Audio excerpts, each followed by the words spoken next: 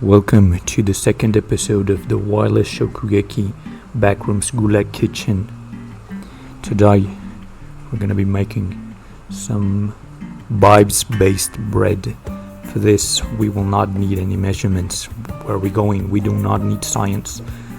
Well, not the formal one, just the intuitive one.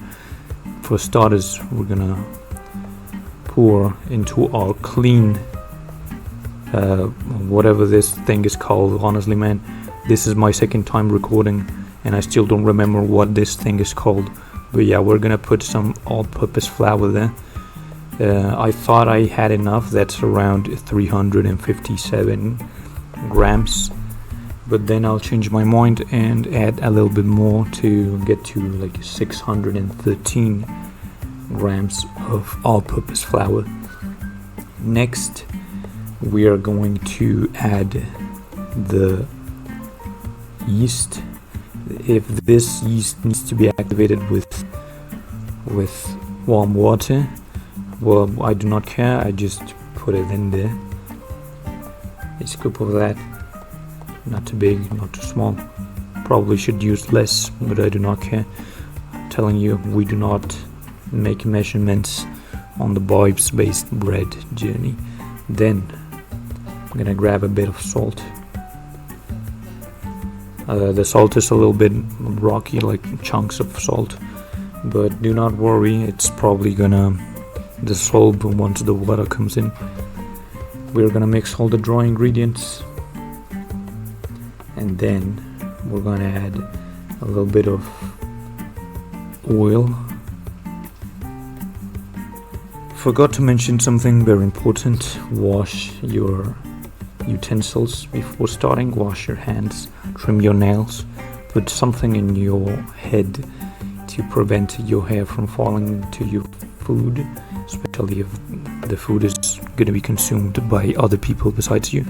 So going back to this operation, I drizzle a little bit of olive oil, just to keep the moisture inside the bread when it's done, and hopefully add a little bit of complexity. Minimal, but it's my superstition. Then we start with the water. We're gonna start adding a bit of water every time and then mixing until we get to our desired consistency. My accent is all over the place, do not mind me. My accent is like from Italy or from France or somewhere over there, probably Spain. Anyway, we will continue mixing until we reach a consistency that is not runny, but is also not your typical bread dough consistency, stretchy and firm. No, it's gonna be a little bit more moist than that. That is the secret that I found after many rounds of testing to find the perfect ratio for a very fluffy bread. My bread was always coming out just bland, boring, and it was not as bouncy, as stretchy, fluffy as I wanted.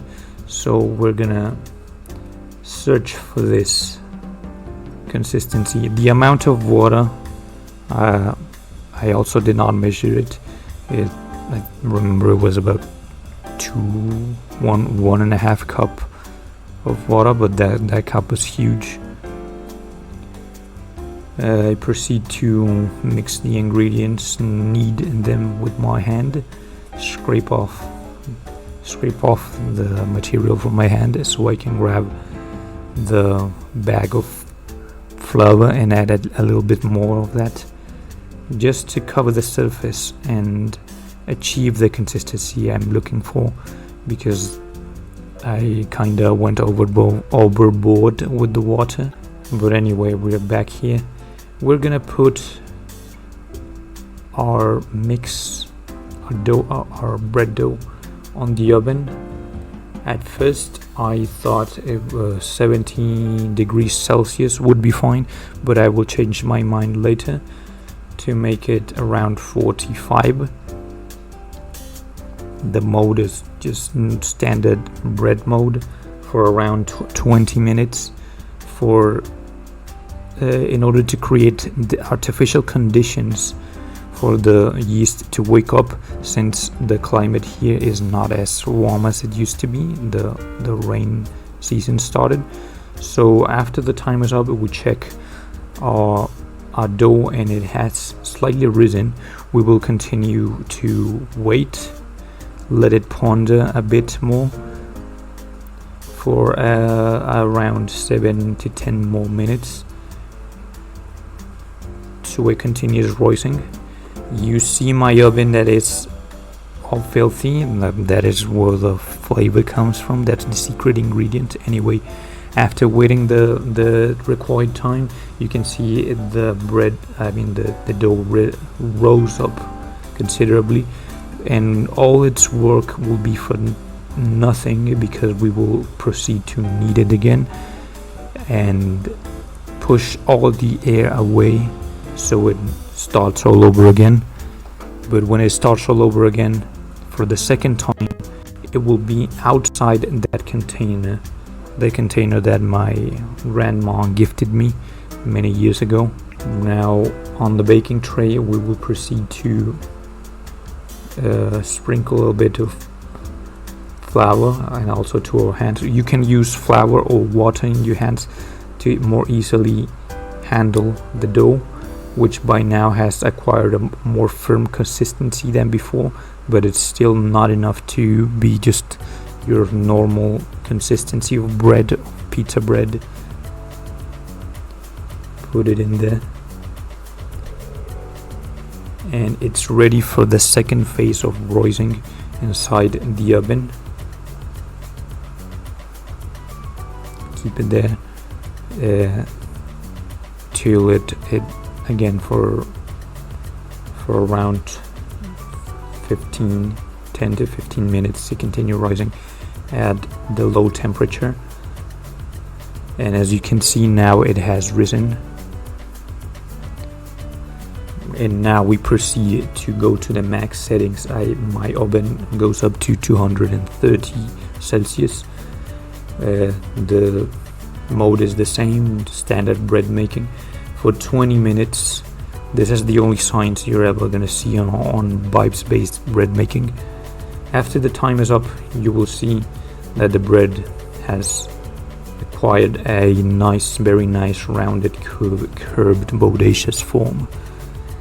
We will put it on the upper rack so it gets cooked on the upper side and develops a brown crust. Again, the settings are the same, 230 Celsius, but this time for 15 minutes. Honestly, this depends on your oven. You must be one with the oven, have experience using it to know exactly the time, but in my case it obeyed pretty well. It responded pretty well. As you can see, the crust is nice, firm and golden brown.